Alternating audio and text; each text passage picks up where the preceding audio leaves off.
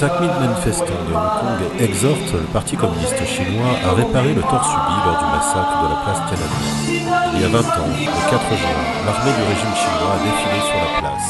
Bien que cela n'ait jamais été officiellement confirmé, il est convenu que des milliers de manifestants ont été tués. Les manifestants réclamaient une réforme démocratique et faisaient appel pour la fin de la corruption officielle. L'ancien leader étudiant Zhong Yan a été sur la liste des plus recherchés de Beijing après la répression meurtrière.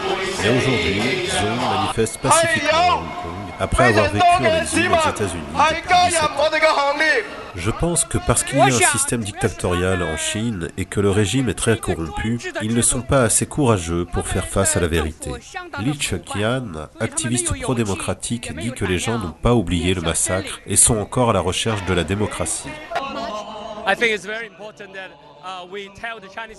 Sans une certaine justification concernant les événements du 4 juin, cela montre que le régime chinois n'est pas sincère pour faire avancer ni la réforme politique, ni la promotion du respect des droits de l'homme, ni la démocratie. Donc nous espérons que par cette marche dans la rue, nous puissions fournir un message très clair au régime chinois, que nous sommes prêts pour un changement, nous voulons la démocratie.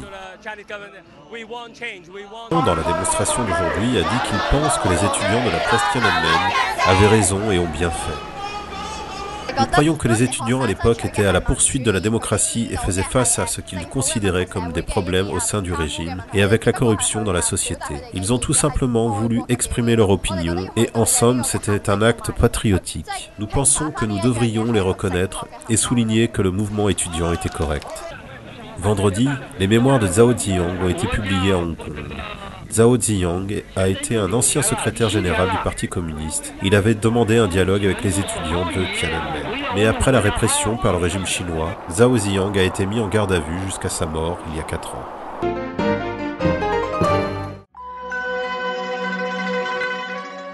« 100 millions de personnes méditent paisiblement. Elles suivent les principes d'authenticité, bienveillance, tolérance. Leur histoire est ce qui a changé la Chine à jamais.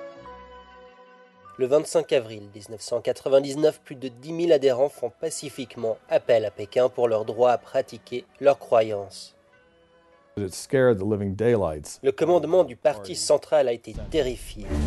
L'homme qui a juré d'éliminer le Falun Gong en 3 mois, sa jalousie va le pousser à tuer des milliers de personnes.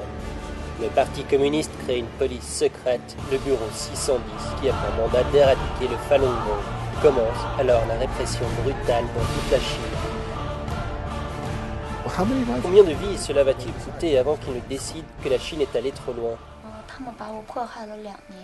Durant une décennie, la persécution fait rage. Pendant une décennie, les pratiquants de Falun Gong endurent.